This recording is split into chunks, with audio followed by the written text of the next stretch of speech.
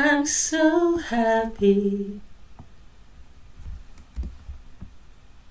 I'm so happy to be here. Oh, I'm so happy to be here. I'm not really showing very well on Instagram, so I'm trying to adjust my sitting position so I can show well on Instagram. Or let me adjust the screen. Hello everybody. Hope you're feeling fine. Hello everybody. Hope you're feeling fine. Hope you're feeling... Okay, I think I'm showing well on Instagram now, so we're going to go straight into today's conversation. I can see someone is already live with me on YouTube. Thank you so much for being here. So today I want to talk about my stories, like a testimony, a true story of how I overcame addiction. And why this conversation about addiction and becoming free from addiction is important is because the conversations we are having are conversations that create prosperity. I'm going to be here with you at least once a week, hopefully, or even more than once a week, to keep reminding you, to keep encouraging you, to keep supporting you to nurture whatever it is that you are planting, because you are interested in creating prosperity. You're not going about cutting corners, get rich quick scheme. That is not legitimate, because getting rich quick could also be legitimate. And you are also interested in the truth, because I believe that truth is the seed.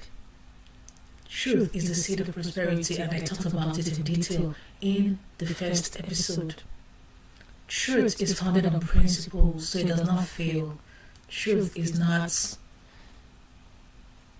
subject to trends. It is always accurate. It does not change. So I'm so happy that you are here.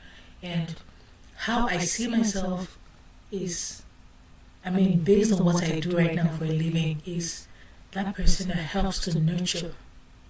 We celebrate beginnings, we celebrate weddings, we celebrate all these beginnings. But between the beginning and then when something is able to become prosperous, a lot can happen that can abort that process. So I'm here as someone that encourages you in that nurturing process. And what addiction does to anybody, and what it did to me, is it keeps us distracted. The addiction that I overcame kept me in perpetual, it kept me, number one, distracted. It made me feel inferior. So I was always worried, I was always anxious, always trying to measure up, always trying to impress. And finally, it is a sign of lack of self-control. Any addiction, for that matter, is a sign of lack of self-control. And if you must create prosperity, you need to discipline yourself. And there is a deception that started even probably before we were born, right? And right now, it's even more popular. It is the notion that you need to be self-sufficient. It's the notion that just love yourself, love yourself. It is preached and publicized as a good thing, but somehow it feeds ego, it feeds pride. In fact, it could even become self-worship. And what happens when you do that is you lose discipline. You are interested in fulfilling your desires and the things that you want. So another problem which I had is self-righteousness. So when you feel like, oh, I know nobody's perfect, I have my own issues, but at least I'm not as bad as the other person. It does not help when you feel superior. Anyway, let's dive into the exact steps I took to overcome this addiction. I hope it helps somebody today.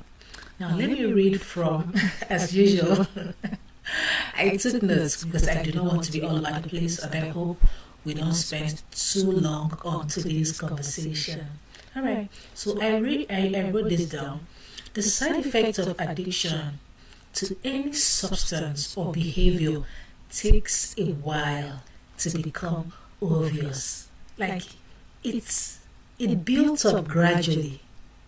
Yet sometimes the things that become an addiction are not obvious.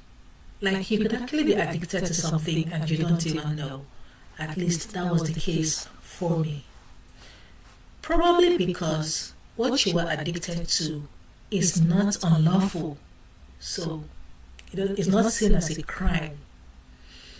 But addiction of any sort has consequences that you will suffer from. So I hope you are encouraged by my story. Now, things like eating excessive sugar, video games, or in my own case, addiction to makeup. The issue is, I did not even see myself as someone that was prone to being addicted to makeup. I felt like I could do without it until I couldn't. Alright, so now as ladies in media or show business, makeup is like a norm. I mean, that was what I thought because that has been my experience. Now, you must wear makeup to shoot a social media post. You must wear makeup to go on stage as a singer in church or no matter the event you go to. You must wear makeup to go out on a date. You must wear makeup to go to a wedding, to church, to school, to office, to auditions, to a doctor's appointment. At the end of the day, it has become a culture, like a way of life. It's promoted among black women. I'm a black woman and it's a norm. So I did not understand that this habit was actually promoting low self-esteem. It was making me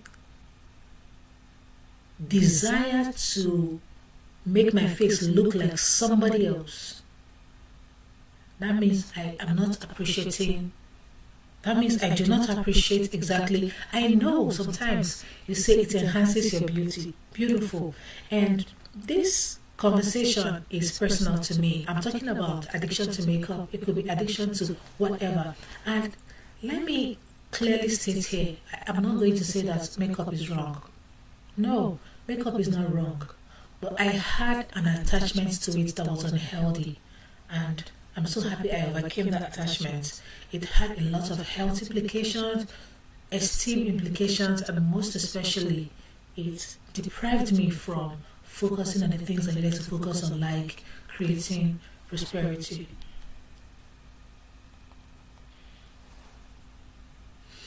Now, how did I notice for the first time that, oh, this is weird? So I moved to another country where we had predominantly white women. And for some reason, these women were not wearing makeup. I'm not saying that white women do not wear makeup, but the people I associated with did not wear makeup. So I felt weird. It was noticeable, not just because they did not wear makeup, but there are a lot of other attitude associated with wearing makeup, like you have to go and arrange the makeup, touch it up, and your clothes, you could just have stains because, the makeup could touch your handkerchief would be stained, you'll be self-conscious and all that, you could sweat more than you should, and so on and so forth. So they did not have any of that issue. And then I took note, apart from makeup, they wore their natural hair, which we all know, whites wear their natural hair most of the time. So I said that was not enough. I started hearing, you look better without makeup. from the people closest to me, my loved ones. And the first thing it did was it reminded me of a conversation I had with a group of men some years back. So I was asking about their preference for makeup. And the men said, and I quote, "Ladies are not making up for us. It is just a competition among themselves." I was taken aback because as a young woman, impressionable young woman, you would expect that you're making up to impress a man that you like or a man that you are in a relationship with and the likes. So I took note of what they said, and I've noticed over and over and over again that most men would choose a lady with minimal or no makeup over a lady with heavy makeup. So what exactly does that tell me? It tells me that maybe it is true that I look better without makeup, but it's not just about what I hear, it's about what I believe. Anyway, when it dawned on me that I was hooked and needed to break free from the bondage was when I could not do a social media post without making up. In fact, there was a day I said, you know what, I'm going to try it, because I was getting that realization that, girl, you are you are addicted. So I said, I'm going to go ahead and do it. So I went to the mirror, cleaned my face. I could not recognize my face. Who I saw on the mirror was unknown to me. I was not proud of who I saw on the mirror. So I did what addicted people do. I grabbed my makeup purse. I applied the makeup before I went on social media. I went live on social media. It was a live event. But when I was ready to make a change, at this point, I had read a number of books. I had listened to a number of content that encouraged me at that point to develop myself. So I started this personal development journey, and then I had to go off grid. No social media. I took a break. So I was just focused on learning, becoming a better person, developing myself at that point. But what happened was, because I had cut off a lot of the activities that requires makeup, and thankfully when I go to church, the little things that I do that I could probably use makeup for, I was in a company of people where I didn't need to do makeup, where I didn't see people do makeup. So it was convenient for me to go without makeup in these environments for some time. A couple of months passed, and then the first thing I noticed was my face looked better. Now, when you use what they call foundation, and there is something you use to cover your acne and scars on your face when you're doing makeup. When you use that, sometimes your skin could react, or sometimes it will not give your skin breathing space, to heal. So when I stopped using makeup, automatically I stopped using foundation. So what I noticed was the black spots and the acne on my face started fading away and eventually disappeared totally. And that was amazing. And the thing is, I did not use anything, like I didn't even use cream on my face at that time. I just left my face bare, except when it's really cold and dry, I would use Vaseline, petroleum jelly. So now, apart from the makeup, I also saw a need to let go of wigs. I began to appreciate my natural hair, which I kept, by the way. So I stopped using my wigs. The ones I could discard, I discarded. In fact, some that I bought, I returned because I never used them. So over time, I started seeing myself as beautiful again. I would go back and look in the mirror and say, what was the difference between how I look now and how I looked then?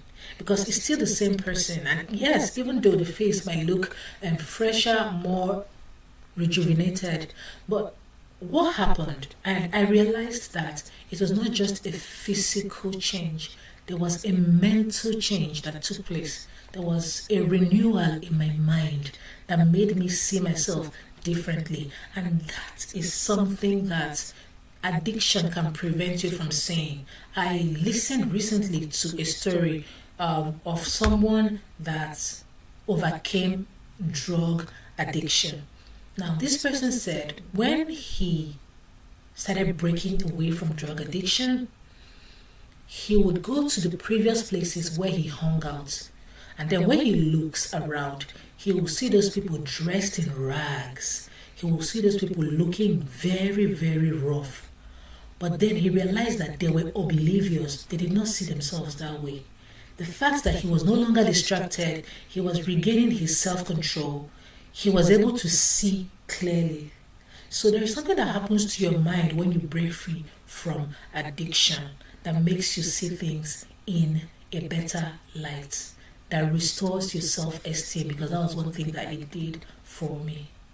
So, while I do not think makeup or wearing artificial hair is bad, right? And my experience is not a general rule, I enjoy the freedom that comes from knowing that the way God created me is perfect. Now, taking the time to care, because in a way you appreciate what you have, when you're not trying to cover it up, like we do when we wear all these wigs. It's crazy what we do to our hair. Like, sometimes we hide our hair under and then we now put all these attachments. I don't know who did this to us, black women. We need to do better. This natural hair that God gave us, it's amazing. So when you appreciate that, okay, God gave me this natural hair, it's different from this other one that I'm trying to wear artificially, you will look for the right product to use. You would appreciate it. And for my hair, someone asked me yesterday, did you relax your hair? I did not relax my hair. And for my hair, one of the most efficient and effective ingredients I use is water. Normal water from the tap. Just fetch water, sprinkle it on your hair. When your hair is healthy, and I'm talking to black women right now, because when we relax our hair, it's like it becomes weak. When your hair is natural, there is something that happens to the hair. Please give me a second to adjust my mic.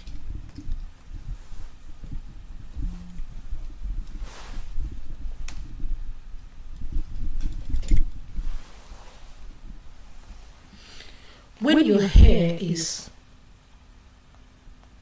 natural, it's healthy, it's responsive. When water touches the hair, it becomes soft to the touch. It's easy to comb and play around with. I can do so many things to this hair. This hair is so easy to maintain.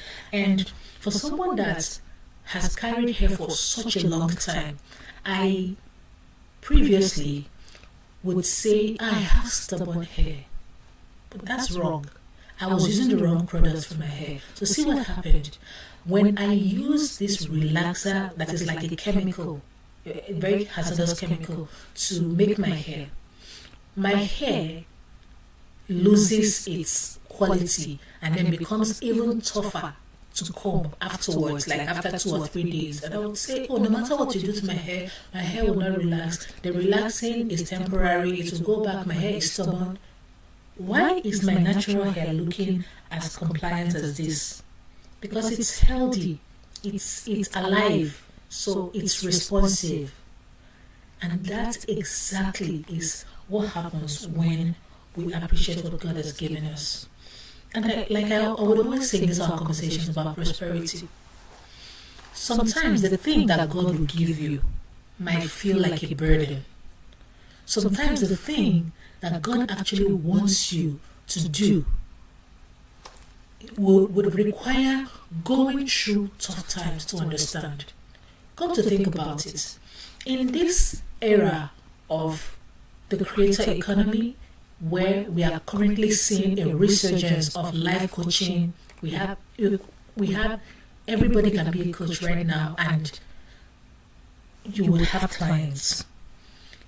what is the mode of operation? You train somebody to overcome a challenge that you had gone through. So what if the pain, the disappointment, the experience that you went through that was difficult was simply a training, was simply all you need to create a business? I wrote something on Threads today. Let me quickly go to my Threads and read it. Because you can never say you don't have anything. You have something. You have your experience. You have your pain. You have your, like, you always have a seed that you can plant and nurture. And my intention for having this conversation with you is to just help you to nurture, remind you, have you watered? Have you gone to remove the weeds? Have you checked on what you're working on? That's my point. That's the whole point of this conversation. When I do that for you, I'm fulfilled. And I understand what it means to do that because I know the cost of doubt. I know the cost of starting something and not finishing. I know the benefit of following through even though you fail. Because when you get to that point and you are certified, this was a failure, that in itself gives birth to opportunities that you never saw coming. So at the end of the day, it wasn't a failure. You just needed to go through that process. But you could be discouraged, and I never want you to do that. So I'm going to be here as often as I can, at least once every week. I'm so happy this is the 4th episode. That means we are able to fulfill once every week for January, even though I started late. My intention is to release at least 50 episodes of this conversation, whether it is 10 in 1 month or 1 in 1 month. I don't make promises about, the day that I'm going to show up, but I have that commitment to, whenever I can, to come here and have a conversation with someone that is building, and have a conversation with someone that is interested in building prosperity that outlives them. Because, see, trends come and go, but there are some things that are permanent, there are some things that are stable, there are some things you can count on. You can plant something that will prosper in your time and outlive you. So by next month, hopefully, I'm going to get into specifics. I'm going to do like a live demo of the project I'm working on. I have started the first project, and the second project is going to be a personal project, so I can, I can show you what I'm doing. The other one belongs to a client, so it's confidential. So for this first quarter, I'm working on 2 creative brands. It's going to be interesting where I put you through the step by step and listen for your feedback, and also we encourage each other to continue building this prosperity. So the post I made on Threads today, this is what it reads. This is how you create prosperity. Number 1, what is the most significant experience that affected your life in the past 10 years? Trust me, it doesn't have to be pleasant. In fact, if it was a crazy, a painful, a difficult experience, the better. Now, look at it from a reflective perspective. That's number 2. Number 3, take responsibility for the losses and wins, and then jot down the points. Number 4, is there anything you could have done better? Like, this is school of life. You have experienced this thing. You are now a teacher of your experience. Now, if you can have conversations about this on social media, because we are on social media right now. I know we all want to have followers, or we all want to have the latest achievements on social media, whatever it is, because there is always a new trend. Right now is channels on Instagram or channels on WhatsApp. There's always something. Join my channel, join my group, join my people who have names for these channels. For example, my name is Peace. I could do Peace Community. Join my community. That's the new trend now. So, but how long is this trend going to last? And before you jump into it, does it align with a long-term plan? So, how do you achieve that? First of all, just have conversations. Even if you have a product to launch, don't be in a hurry to launch. Ask your ideal customer. Let the response from your ideal customer guide you to tailor that product, because the product is not for you, it's for them. So as we are on social media, the most important thing you should be doing now is having conversations. It doesn't matter whether it's a post that you're making, it doesn't matter if it's a comment that you're posting on someone's post, whatever it is, let it be interactive. I mean, I'm just doing a video like everyone, but I know exactly who I want to talk to, and I'm having a conversation. So have conversations about these things I had listed initially on your social media. You will find your target audience and grow a business that helps someone like you 10 years ago, because this life, nothing is new. You will think, oh, this thing I went through, somebody went through it. And then there is another person that might go through it and make the same mistakes, unless you are there to guide them.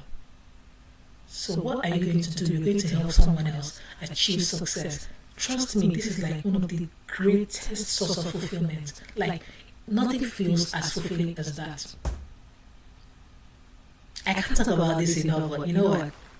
I think I need to round up to this conversation, because we are not talking business today. We are talking freedom from addictions, the things that hold us back, the things that prevent us from focusing on what we have and appreciating it and making it thrive. When we're talking about prosperity, prosperity is not restricted to business. Like I said in the first episode, prosperity starts in the spirit. It's a spiritual it's a spiritual concept. Please pardon me, let me quickly go to my blog and read how I wrote it in The Source of Prosperity. True prosperity flows from the spiritual to the physical and then to the material. What does this mean? If you're talking about beauty, for example, I was talking about low self-esteem that made me, always rely on makeup before I would feel beautiful, and wearing of artificial hair. Spiritually, what happened was my mind, renewing of my mind, when I understood something that was better than what I knew before, and I started learning and listening to things that were better than what I knew before, and then believed in them. What did it do? It made me to now feel content without makeup or artificial hair. Started making me feel beautiful. That's spiritual belief translating to physical. My emotions, I will look in the same mirror and I see someone that I appreciate. And then material, what it did was it made me focus on, okay, let me take good care of this hair, find the right products for this hair. Oh, let me find the right soap for this body. Let me find the right, I was appreciating the thing I had, so I was able to nurture it, and it prospered. I know confidence, even money in business, money at the place of work, you're having a conversation about what you're going to be paid. Your confidence is a currency. So just imagine if you don't have that, you're feeling inadequate. It will rob you of what is possible for you. And that is not our portion. That is not your portion, my dear. God will help us this year. Alright, thank you so much for joining me or watching the replay. Let me know where you are listening from. Please comment post this in the comment section. Good morning, good afternoon, good evening, depending on the time that you watch this replay. And happy February in advance if we are not in February already. I'm so excited for February. we are done with the introduction. We're going to go into real demonstration of how you can start something and then nurture it. Something that can prosper right now and then has the potential to outlive you. Thank you so much for joining me on Conversations that Create Prosperity. I'm going to see you in the next video. Alright, bye for now.